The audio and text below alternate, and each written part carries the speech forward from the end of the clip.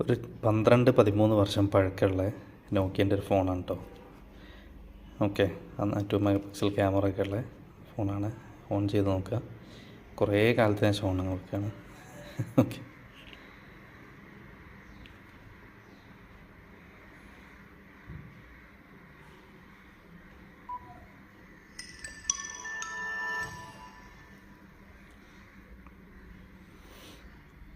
ഒരു പ്രശ്നമില്ല.